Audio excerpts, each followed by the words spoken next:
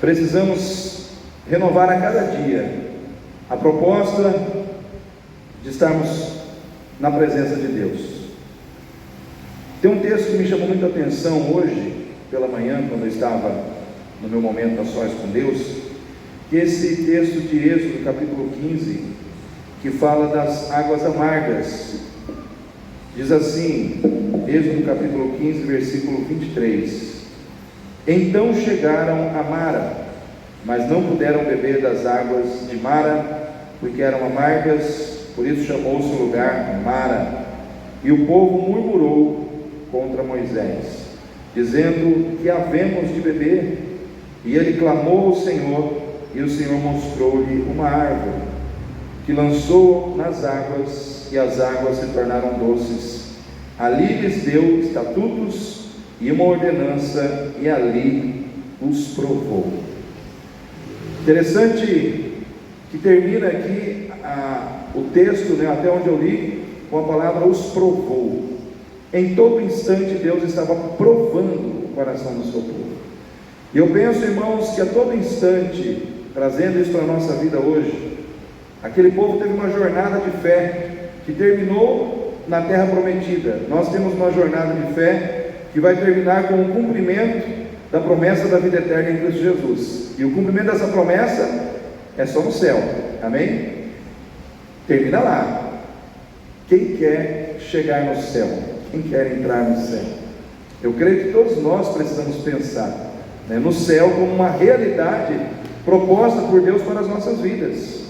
E a vontade de Deus, ela é feita no céu, e a oração de Jesus no Pai Nosso é que a vontade de Deus seja feita na terra, assim como ela é feita no céu.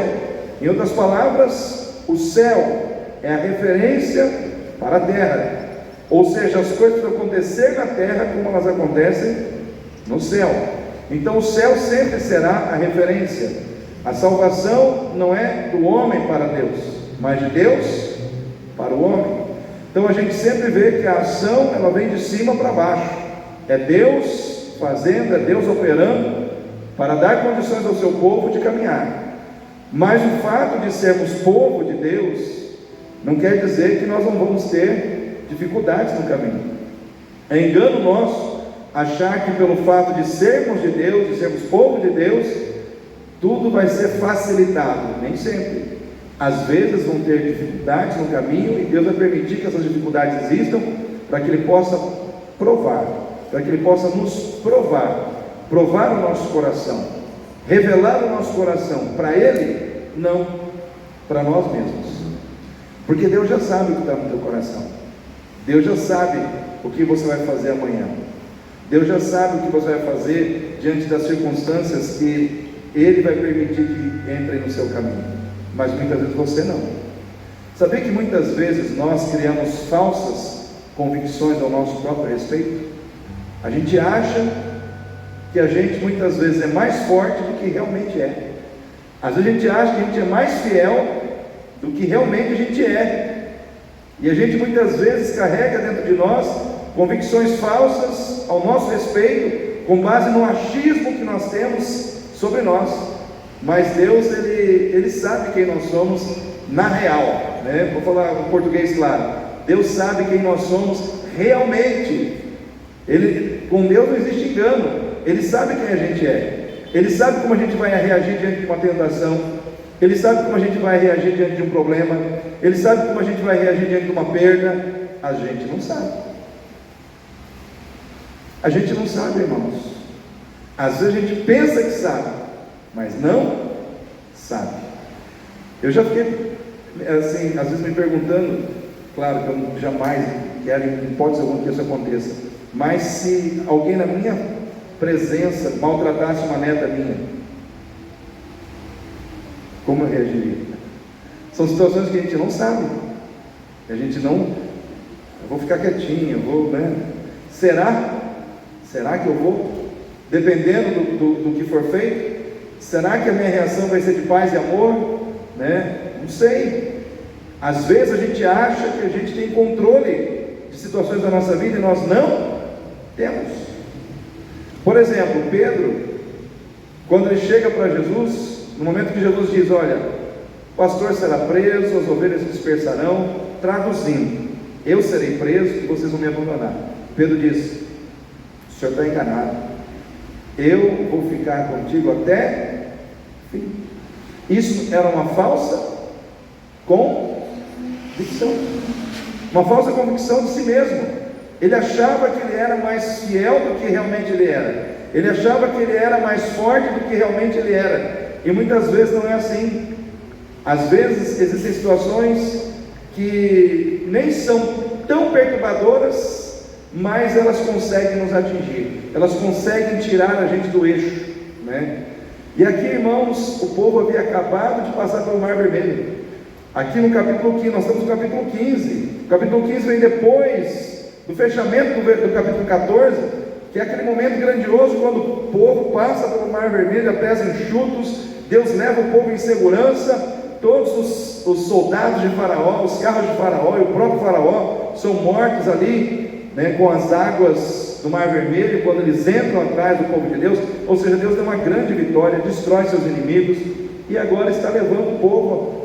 E aí o povo se depara com um ambiente, um local onde as águas eram amargas. Eles haviam caminhado 3 dias, só para situar os irmãos, faziam 3 dias que eles estavam sem água. Então, era algo que estava fazendo, tipo assim, o povo estava com sede, né? O povo estava com sede, 3 dias sem água, estava de língua seca, né? E eles chegam ali, vê aquela água, a hora que põe a água na boca, ela é amarga. E aí vem a murmuração, aí vem a reclamação, aí vem, vamos dizer assim, as críticas, né, ao líder. Aí vem todo o sentimento negativo que vai tomando conta do coração do povo. Ou seja, o povo vinha de uma grande vitória, o povo vinha de uma situação onde viu o poder de Deus se manifestando de uma maneira sobrenatural, mas de repente uma água amarga foi suficiente para tirar o coração do povo da presença de Deus. Então muitas vezes Deus coloca situações amargas na nossa vida para ver o quão fiel, o quão crente, o quão firme nós estamos na nossa fé. Às vezes situações amargas são permitidas por Deus, né? As águas ali eram amargas, não se podiam beber, mas eu fico pensando assim, irmãos, vamos nos colocar no lugar do povo. Aquele povo era um povo que eles já tinham visto lá atrás, antes deles passarem pelo Mar Vermelho, que Deus já havia feito quantas pragas no Egito? Thaís? 10 pragas. Já tinha vindo piolho, o céu já tinha ficado escuro, né? As águas dos rios ficaram vermelhas como sangue, gafanhotos, saraivada de pedras, e por fim a morte dos primogênitos. Mas o Senhor poupou o seu povo em todas essas situações. Ou seja, quando vieram essas pragas, esses problemas, essas dificuldades, o povo de Deus foi poupado. Quando veio o espírito da morte para ceifar a vida de todos aqueles que não estavam debaixo do sangue do Cordeiro, os filhos deles foram poupados, suas famílias foram poupadas. Quando eles se depararam com o Mar Vermelho, o mar se abriu. Em outras palavras, diante de todos os problemas que eles enfrentaram, sempre Deus trouxe uma solução. Não era para o povo chegar ali diante daquelas águas amargas e dizer: está amargo, mas Deus vai trazer uma solução. Eu não sei o que Ele vai fazer, mas Ele já abriu o mar, já fez 10 pragas, já trouxe a gente até aqui. É uma coluna de fogo de noite, é uma nuvem de dia. Gente, essa água amarga aí não vai ser problema, Deus vai tirar isso de letra. Mas não foi isso que aconteceu. Bastou um pequeno desconforto para que o povo desanimasse, para que o povo retrocedesse, né, em relação ao seu compromisso para com Deus.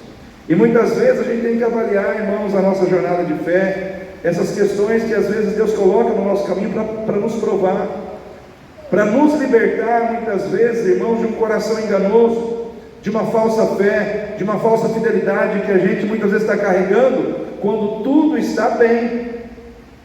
quando tudo está de acordo com a nossa vontade, quando tudo está do jeito que a gente quer. Mas quando Deus tira as condições da nossa mão, e aí as coisas não ficam mais do jeito que a gente quer, o que era doce fica amargo, eu já começo então a apostatar da minha fé, a chutar desculpa a expressão, o pau da barraca, né? Eu já começo, irmãos, a me desviar da vontade de Deus, simplesmente porque as coisas não estão do jeito que eu quero. Nem sempre as coisas vão estar do jeito que você quer, mas saiba de uma coisa: Deus ainda continua trabalhando para te abençoar quando as coisas não estão do jeito que você quer. Nem sempre as coisas vão ficar do jeito que você gostaria. Isso não quer dizer que Deus deixou de trabalhar ou deixou de, vamos dizer assim, de estar trabalhando para abençoar a sua vida e direcionar os seus passos em direção a um lugar de bênção. Nós precisamos crer. Muitas vezes, irmãos, diante de uma grande multidão de pessoas que estão permitindo que as circunstâncias falem mais alto, Deus precisa de uma pessoa que tenha fé. Uma pessoa que tenha fé, que se levante no meio da multidão para buscar a Deus. Para buscar a Deus quando não se sabe o que fazer.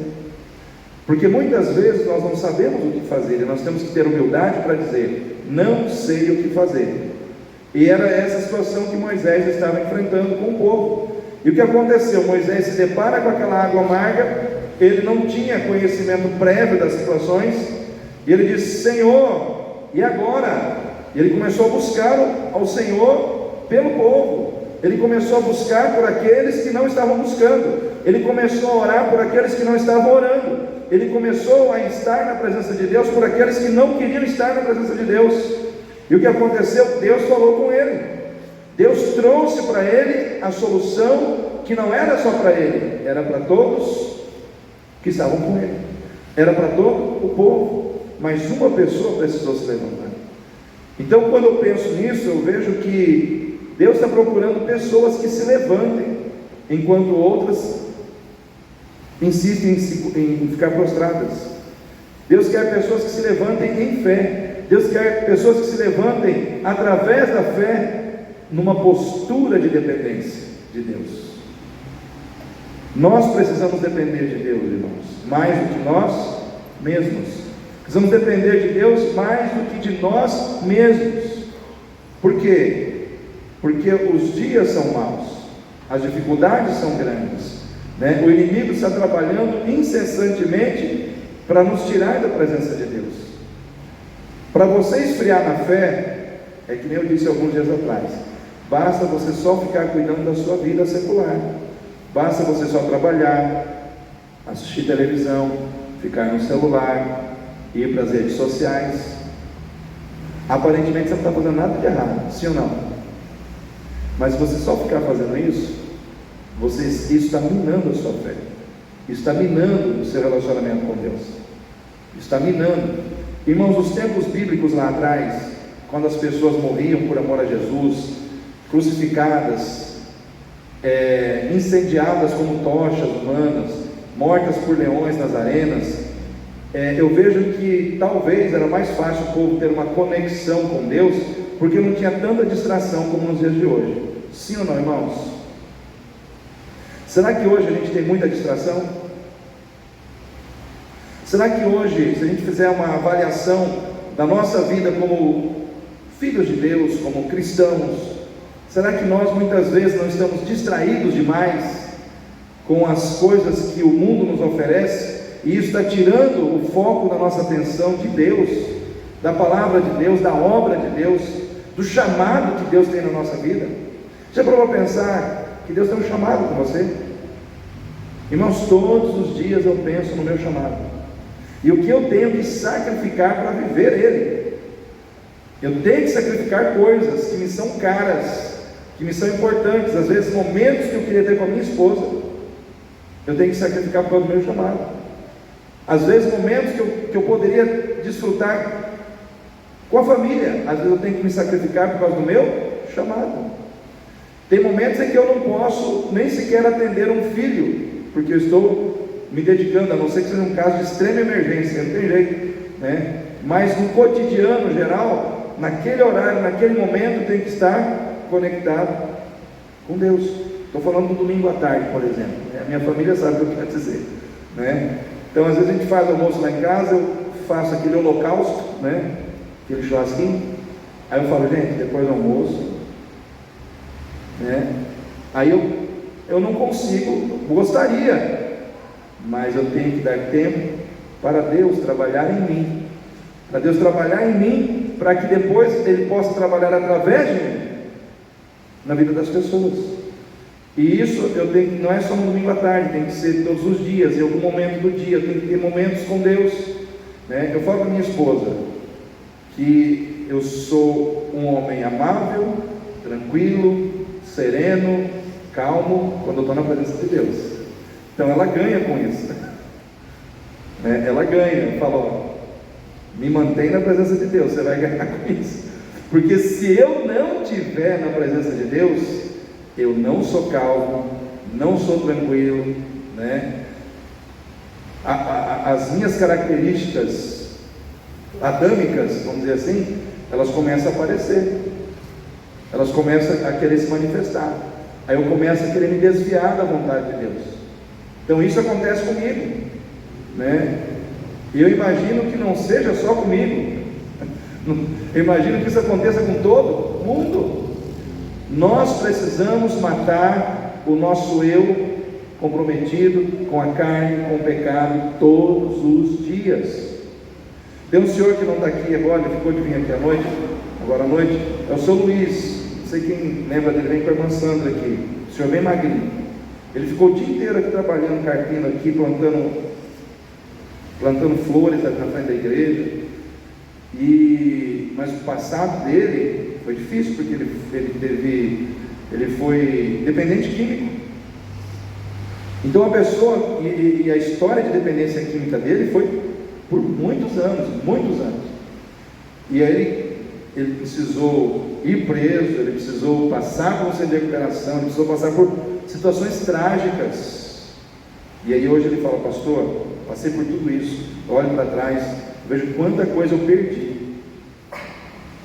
Perdi porque não venci a mim mesmo. Quanta coisa ruim, quanta coisa triste eu fiz e deixei que pessoas fizessem comigo, porque eu não me venci. E muitas vezes, irmãos, isso pode acontecer com qualquer um de nós. Você não precisa ser um dependente químico. Tem muitos outros vícios hoje, tem vícios mais modernos, né? Basta você permitir que a sua carne te leve para uma direção aonde Deus não quer que você esteja, e você vai começar a viver aquilo que vai entristecer o coração de Deus, vai te levar para longe de Deus, né? E aí o São Luís ele diz o seguinte, pastor, a minha luta hoje é contra mim mesmo. Eu tenho que me vencer todos os dias. Todos os dias eu tenho que me vencer. Então ele tem que se vencer nessa questão da dependência química, do desejo pela droga. Mas e você? Qual é o desejo que muitas vezes é errado, que está no teu coração e que muitas vezes quer te dominar e te levar para longe da presença de Deus? O povo tinha uma tendência muito grande naquele deserto de caminhar em direção à murmuração. Sim ou não, irmãos? Qualquer coisinha o povo murmurava. Qualquer coisinha o povo reclamava. E a Bíblia diz que aqueles que reclamaram, aqueles que murmuraram, aqueles que reclamaram e murmuraram e cediam à tentação da murmuração, eles não chegaram ao fim da caminhada. Minha pergunta para você é: você quer chegar no fim da caminhada? Amém. Quer entrar na glória? Aleluia. Não ceda às tentações do caminho, pertinentes a tendências que muitas vezes dominam o teu coração. Na vida daquele povo, a tendência carnal que dominava a vida deles era a murmuração, a reclamação, a incredulidade, né?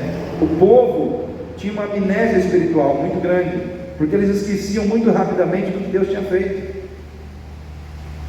Deus tinha feito mas quando chegava numa nova situação, parece que tudo que Deus tinha feito para eles, eles não lembravam, eles não traziam, sabe, ao coração, não traziam à memória aquelas situações, como se Deus não tivesse feito nada.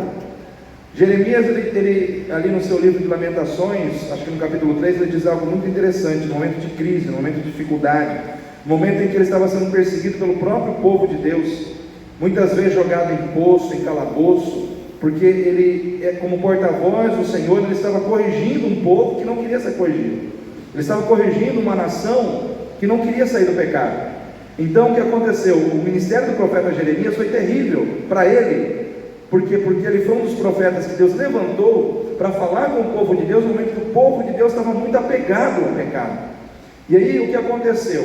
O povo não queria ouvir a voz de Deus. Deus falou: vou mandar Nabucodonosor. E aí ele usou Jeremias para dizer: olha, vai vir o rei Nabucodonosor, rei da Babilônia, vai se apoderar, vai ter cativeiro. O povo interpretou Jeremias como vamos dizer assim, um infiltrado da Babilônia, como um X9, como alguém que estava ali para minar a força do povo, como alguém que não era de Deus, porque ele estava falando coisas que o povo não queria ouvir. O povo não queria ouvir que por causa dos seus pecados eles iam naufragar. O povo não queria ouvir que por causa dos seus erros eles iam perder batalhas. O povo não queria ouvir que por causa das coisas que eles não queriam consertar na vida deles, eles iriam sucumbir em escravidão diante do poderio de um outro povo que não era de Deus, diante de um outro povo que era um povo ímpio. Eles não queriam ouvir isso, eles não aceitavam ouvir isso, mas era verdade, né? Aquelas situações viriam, por quê? Porque eles não queriam ouvir a voz de Deus. O coração endureceu, o coração ficou duro, né? Então cuidado para que o diabo não consiga endurecer o teu coração, irmão. A melhor coisa que existe na nossa vida é a gente ter um coração mole diante de Deus, um coração sensível à voz do Espírito Santo. Quando Deus fala, você obedece, você atende, por mais difícil que seja, né? Eu fico triste quando eu olho para pessoas que já caminharam conosco, irmãos. Esse dia eu falando com a minha esposa, né? A gente lembrou de um casal que hoje está lá no Tarumã, mas começou a caminhada aqui.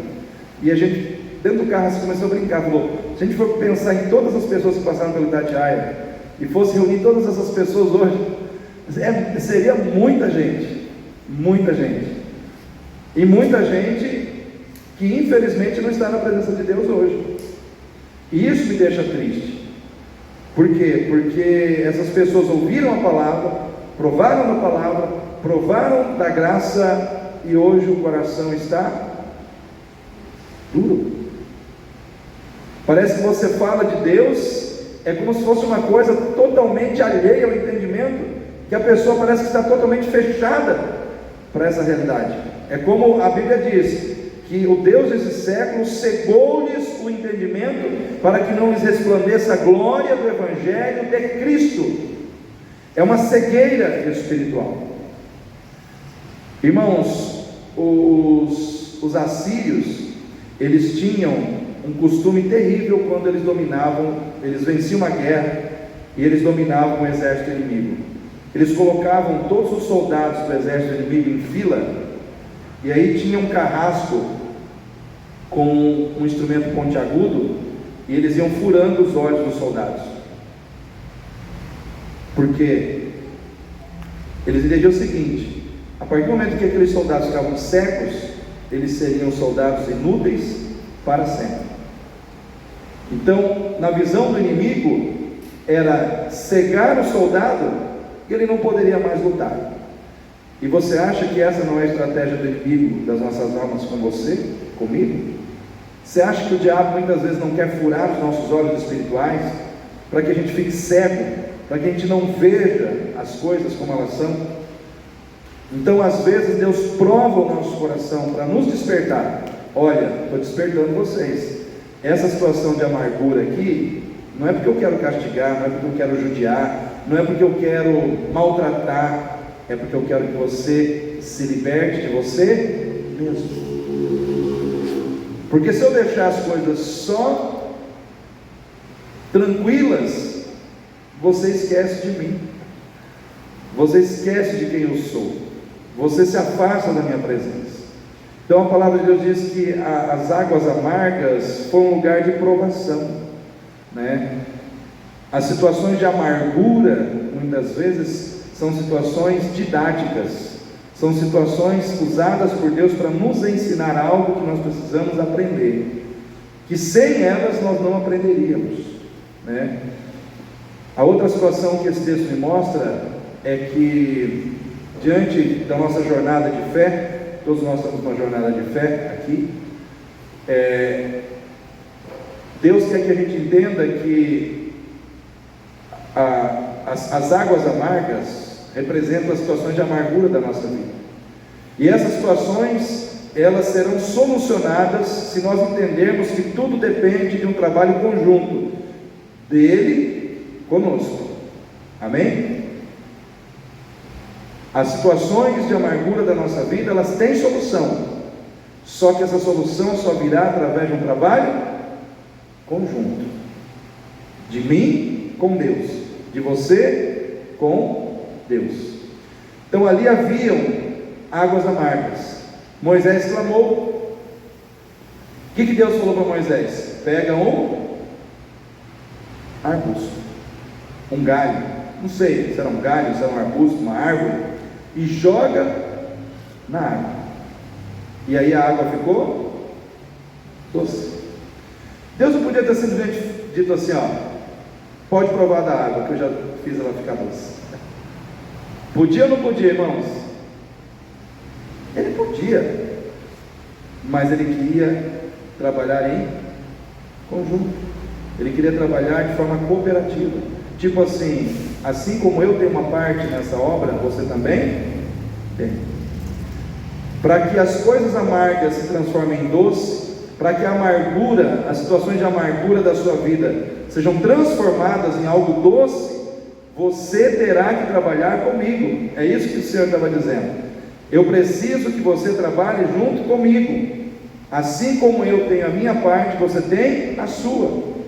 E muitas vezes nós enfrentamos situações de amargura na nossa vida, às vezes no nosso casamento.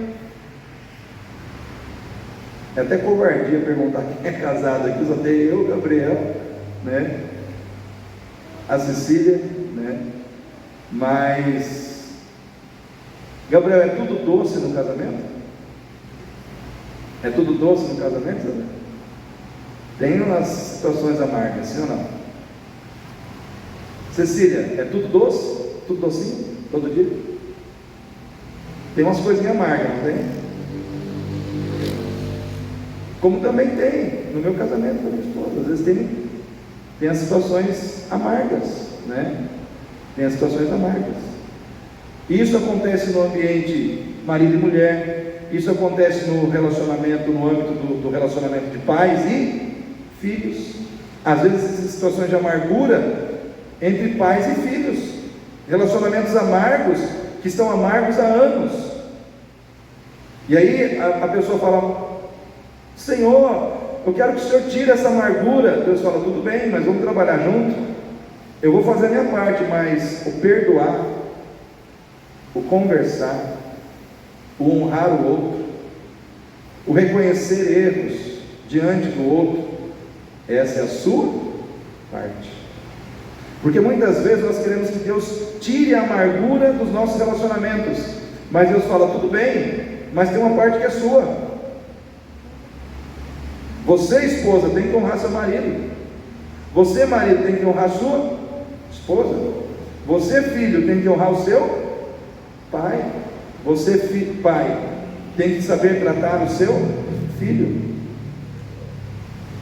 Porque senão a gente joga, vamos dizer assim, irmãos, a causa na mão de Deus, fala, Deus, é tudo com o Senhor. Deus fala, não, tem coisas que dependem de vocês. Eu gosto muito de pregar isso em casamento. Às vezes a pessoa casa e aí ela pensa que ela pode terceirizar coisas no casamento, né? Eu já estou falando um pouco do que eu vou pregar lá no casamento do Lucas. Mas pia de louça suja, o Senhor manda um anjo. Um anjo, Senhor, na hora que eu abri o olho, Pai, existe isso, irmãos? Não podia, né? Não dá para terceirizar. Não tem anjo que lava a louça, irmão. Bom, já falei um pouquinho do que eu vou falar no dia. Mas vocês viram lá também, né? Ah, vocês não vão? Não vão? Bom, tem coisas que a gente quer passar para Deus resolver, sozinho. Deus resolveu tudo, Deus fala, não, eu vou resolver, mas eu vou resolver junto com você. Então muitas vezes as coisas amargas da nossa vida, elas serão transformadas, elas serão mudadas, mas nós temos que entender que Deus precisa que a gente trabalhe com Ele. Às vezes as coisas estão amargas na nossa vida financeira. Senhor, minha vida financeira está amarga, Senhor, cheia de coisas amargas, cheia de dívida, eu não consigo pagar, Senhor, não me ajudar, Senhor, ó Deus, eu estou perdido na mão dos meus credores. Deus fala, tudo bem, filho, traz o dízimo. Não tinha um arbusto, tinha que jogar lá? Tem um dízimo, tem uma oferta, demonstra sua fidelidade, põe aqui no altar. Eu ouvi um pastor uma vez dizendo, irmãos, que não existe oração que resolva vida financeira de crente infiel. Você pode orar, você pode gastar o seu joelho, crente infiel só se resolve com um jeito, com fidelidade. Porque, irmãos, fidelidade é uma característica do caráter de quem? Quem que é fiel? Deus, sim ou não? Ele quer que nós como filhos sejamos fiéis ou infiéis? Então quando você age na infidelidade, você está quebrando um princípio do caráter de Deus na sua vida. Eu poderia trabalhar essa questão do dízimo com você em vários outros, vamos dizer assim, em vários outros entendimentos, mas o que nós precisamos entender é que fidelidade se aplica em tudo na nossa vida. Tanto é que tem um texto que diz assim, foste fiel no pouco, qual que é a promessa? Sobre o muito te colocarei. Essa promessa não é para o crente, é para o crente fiel. É isso que ele tem que entender. Eu sou crente, Deus vai me colocar sobre o muito. Não, mas você é um crente fiel? Não, então. Porque existe o fiel, existe a palavra fiel na jogada. Foste fiel, porque foste fiel no pouco, então eu te colocarei sobre o muito. O problema é que nós não queremos muitas vezes colocar em prática o que a palavra de Deus nos diz. A gente muitas vezes quer bater de frente, tipo fazer uma aposta. Será que vai ser? Não, irmãos, eu sou assim, está na Bíblia, acabou. Eu tenho que cumprir. Deus falou, estou fazendo. Deus falou, estou cumprindo. Por quê? Porque só tem ganho na obediência. Você nunca vai perder por obedecer a Deus, mas você vai perder muito por ser desobediente, né? A desobediência, ela sempre te colocará em rota de colisão com a vontade de Deus, com a correção de Deus, com o juízo de Deus. A desobediência, ela sempre te levará em rota de colisão com o juízo de Deus, com a correção de Deus, porque Deus corrige aquele a quem Ele ama. Então se você estiver errado, Deus não vai bater palma para você. Ah, meu filho errou, como ele é tão bonitinho. Não, Ele vai te corrigir, né? Tem uma frase que o povo diz, Deus pesa a mão. Ah, não, Deus não pesa a mão. Ah, Deus pesa a mão. Irmãos, Deus corrige. Vamos traduzir. Deus simplesmente Ele corrige. Não é se pesa a mão, se deixa de pesar a mão. Ele corrige. Só isso, né? Então eu penso assim, que é melhor você ser aplaudido do que ser corrigido.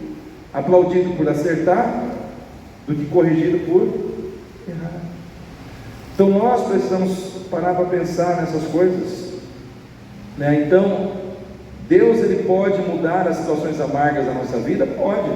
Ele vai nos ajudar? Vai. Mas Ele não vai fazer tudo sozinho. Fala para o seu irmão, e Deus não vai fazer tudo sozinho. Deus não vai fazer tudo sozinho, irmãos. Depende de nós. Se Deus quisesse salvar todas as almas do mundo, sem nós, Ele tem poder para isso. Só que Ele disse: ide e pregai.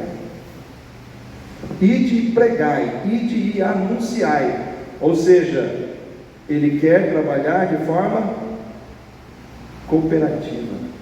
Ele quer trabalhar de forma conjunta com o ser humano, para salvar outras pessoas. O nosso Deus é assim. Ele pode fazer tudo sozinho, mas Ele abre mão disso para trabalhar conosco, às vezes pela nossa própria vitória, às vezes pelo nosso próprio sucesso. Ele quer que a gente trabalhe com Ele cooperativamente. Então, se tem alguma situação de amargura na sua vida pessoal, na sua vida profissional, na sua vida familiar, na sua vida financeira, pare para analisar o que Deus está esperando que você faça, para que Ele possa fazer a parte dele. O milagre é com Ele, mas a obediência é contigo. Se Moisés, naquele momento, Deus falasse: ó, joga o arbusto, Moisés falasse: ah, não vou jogar não, está tão bonito esse arbusto aí, verdinho, né?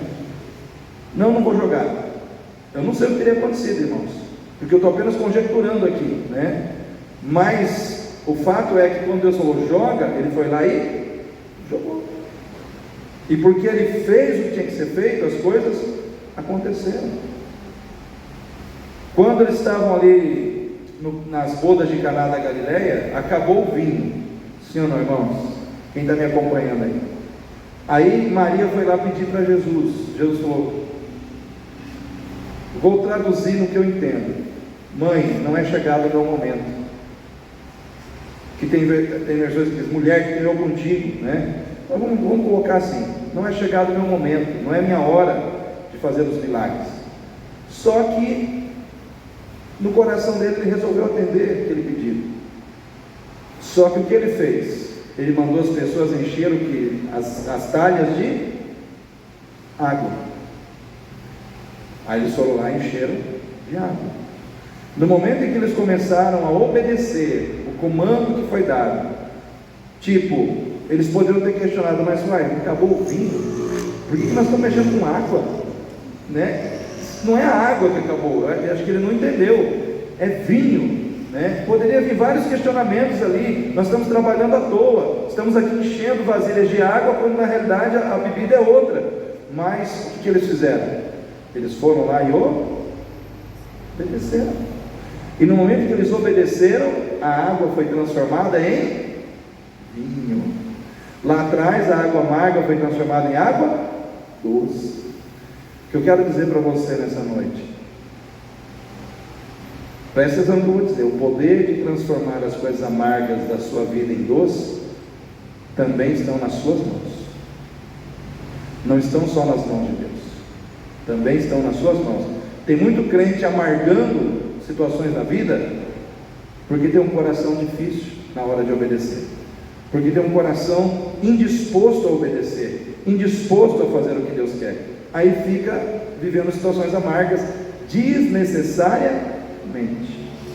Então não passe desnecessariamente por situações amargas se você tem o poder em Deus para transformar as coisas em doce. Quem quer que as coisas fiquem doces aí na sua vida? Trabalhe com Deus, coopere com o Senhor, trabalhe junto com o Senhor. Por fim, irmãos, encerrando essa palavra, eu quero dizer para você que às vezes Deus permite passarmos por dificuldades na nossa jornada de fé, para que a gente possa, mediante a nossa fé e obediência, fazer a vontade de Deus, para viver lá na frente a experiência de recebermos mais do que nós precisávamos. O povo queria apenas que aquelas águas se tornassem doces. Só que quando eles saíram dali e caminharam um pouco mais adiante, eles chegaram num oásis, onde haviam 70 palmeiras e 12 fontes de águas doces. Em outras palavras, por fazer a vontade de Deus, Deus preparou um oásis para eles no meio do deserto. Eu quero dizer para você, querido, nessa noite, no meio do seu deserto, tem um oásis preparado por Deus. Tem um lugar preparado para trazer refrigério à sua vida. Tem refrigério de Deus no meio do teu deserto. Mas para isso, você tem que fazer a vontade de Deus. Você tem que permanecer firme com o Senhor. Você tem que clamar. Você não pode desistir de caminhar em relação ao propósito que Deus estabeleceu na sua vida, porque você foi criticado, porque você foi incompreendido. Eu estou falando de Moisés. Moisés foi criticado, incompreendido, mas ele continuou caminhando, ele continuou avançando, e Deus o honrou lá na frente. Então tem muita gente aqui que às vezes passa por críticas, por incompreensões, e a palavra de Deus para você é: fica firme. Quando todo mundo te abandonar, o Senhor diz: eu estarei contigo. Quando todo mundo te criticar, eu vou falar bem de você no céu. Quando todo mundo olhar para os seus erros, eu vou mostrar o seu valor. Porque às vezes as pessoas vão falar e criticar e apontar falhas, mas não se preocupe com as pessoas, se preocupe com o que eu penso da sua vida. Porque, irmãos, é com Deus que nós vamos prestar contas, e é Ele que vai carregar a nossa vida até o fim da nossa caminhada. Então nessa noite eu quero deixar essa palavra no seu coração, e quero que você fique em pé nesse momento. Deus de toda glória, nós te adoramos, nós te bendizemos, Senhor. Louvado seja o teu nome neste lugar. Vamos